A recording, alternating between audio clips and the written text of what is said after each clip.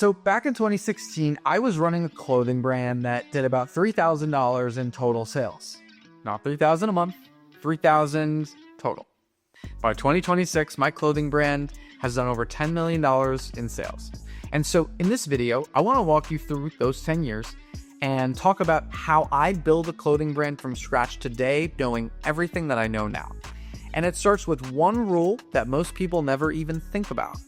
You either make something extremely premium for a select few, or you make something very affordable for a lot of people. The middle is where most brands go to die. Every clothing brand has the same core game: what it costs you to get a customer and what you make from that customer over time. That's it. That is the entire math. You are turning fabric and design into attention, into dollars. So if your numbers don't support the way you're pricing your clothes, it doesn't matter how cool the brand is, it will not last. So that's why starting in the mushy middle, $40 to $60 hoodies, average blanks, generic designs, no real story is dangerous. You're not premium enough to charge real money, but you're not cheap enough to win on volume. You're just there.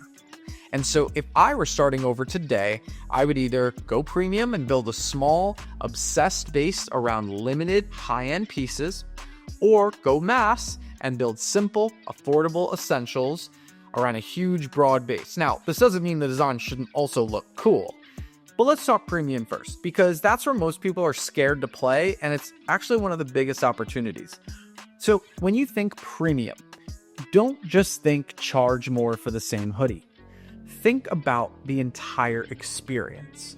So a premium clothing offer could look like a numbered varsity jacket drop, where let's say there are only 50 jackets, and each one individually numbered, signed, and shipped with special packaging, and maybe a matching hat and an air freshener. And it's only available in that specific bundle. So it could be a full head-to-toe outfit capsule, maybe pants, hoodie, tee, a hat, where people aren't just buying a single piece, they're buying a look. You throw in a free accessory, a handwritten note, early access to the next drop, and access to a private community where you do live streams and, behind the scenes content, right? Think about something like that. It could be very limited, a founder's drop. Everyone who buys gets invited to a future meet and greet, a pop-up event, or, a private launch party. We can get creative here. That's all still clothes. It's a clothing brand. But now there's a story, a feeling, and a sense of belonging attached to those pieces. 10 people buying a $400 bundle is very different than 10 people buying a $40 tee. The fabric might be different, the packaging might be different, but it's also scarce. The perceived value is different, and the cash you have to work with at the end is wildly different. Most brand owners are stuck in this belief of, who would ever pay that for my brand? But the reality is, there are a lot of people out there who would. They just don't want a t-shirt. They want to feel like they're part of something rare, exclusive. They want a jacket that nobody else has, that also has to be dope. They want the piece that came from one of the first 50 supporters. They want to be early.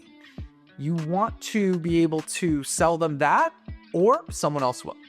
Now, I'm not saying everything you have to make is expensive. No.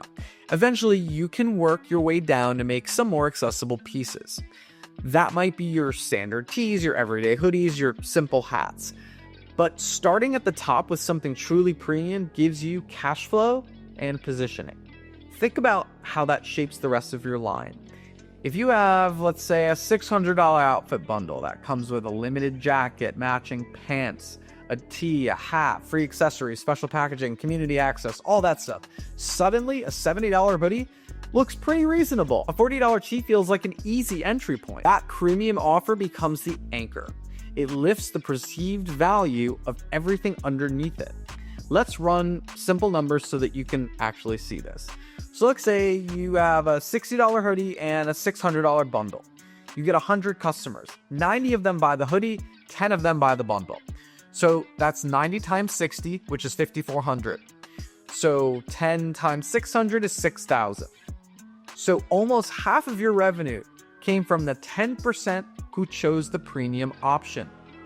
And the margin on top of that is usually way better because you prepared it that way.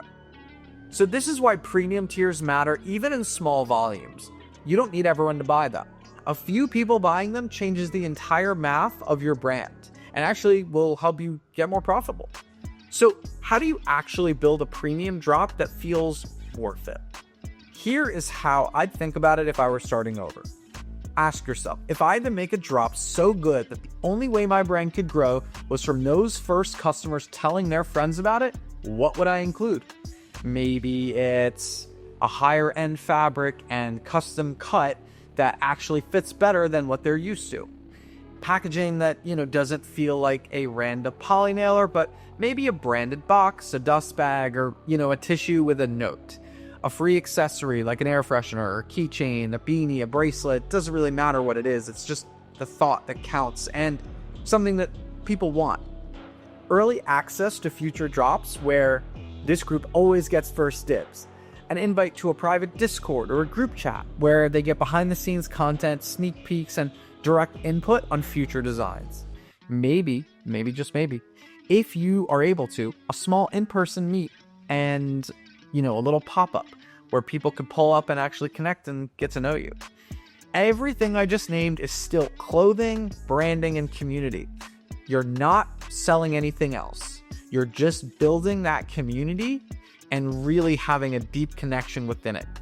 Then, once it's built, you step down and make the easier entry points, the tees, the hoodies, the caps. But starting there becomes difficult. Now, those have a story behind them. They're not just random pieces. They're connected to a bigger narrative your early buyers helped shape. On the other end of the spectrum, you could do the opposite strategy. Go wide and super affordable. That looks like building a clothing brand around very simple, clean, affordable essentials. Great blanks, good fits, fair pricing, etc. You keep your costs low, your design simple, and you make your margin through scale. I just would start in that middle section with kind of nice, kind of expensive, kind of generic, and looks like everyone else out here. Because that's where most brands stay stuck for a really, really long time. So the big picture is this. No matter how many customers you have right now, if you create a truly premium version of your brand, whether it's a limited capsule, a full outfit bundle, a collab drop, whatever it is, there will always be a small group of people who want that level. Those people can fund a lot of your growth. And if I had to start from zero again, knowing I went from $3,000 in sales to over $10 million in total sales, I wouldn't just start with something where it's another hoodie for $45. I would build something premium and special for a focused group of people, and then build everything else around that. Hope you enjoyed this. I'll see you on the next one.